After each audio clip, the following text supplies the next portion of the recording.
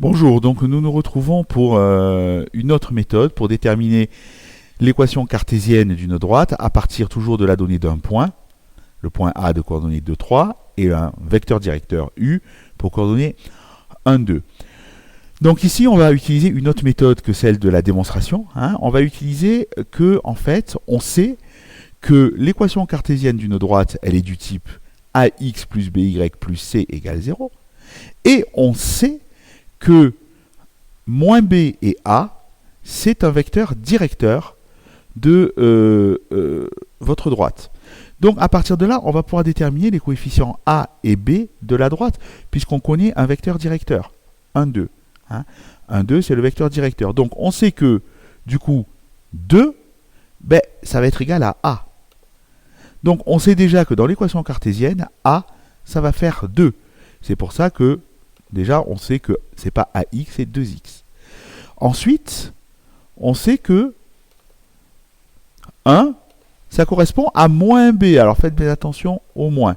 Donc si 1 c'est moins B, ça veut dire que B, ça va être moins 1, l'opposé. Donc vous voyez que du coup, dans mon équation cartésienne, je peux remplacer B par moins 1. Moins 1 fois Y, ça fait moins Y. Je ne mets pas le moins 1 fois Y, ça ne sert à rien, moins Y. Donc finalement, je connais presque toute mon équation cartésienne grâce à un vecteur directeur. On sait que c'est 2x moins y. Il ne reste plus qu'à calculer la dernière petite inconnue, le c. Voilà. Alors là, pour calculer le c, il va falloir se servir de la méthode comme pour construire graphiquement l'équation, la droite en ayant l'équation cartésienne. C'est-à-dire qu'on va remplacer les coordonnées x, y par un point sur la droite. Eh bien, qu'est-ce qu'on connaît comme point sur la droite ?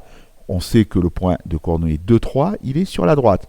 Ça veut dire que si on remplace x par 2, donc on va remplacer x par 2, et si on remplace y par 3, eh bien, ça doit faire 0, forcément, puisque elle passe par ce point-là.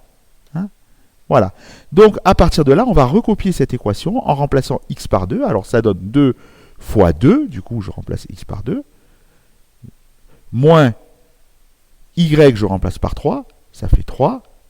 Plus c égale 0. Et ça me permet de trouver c.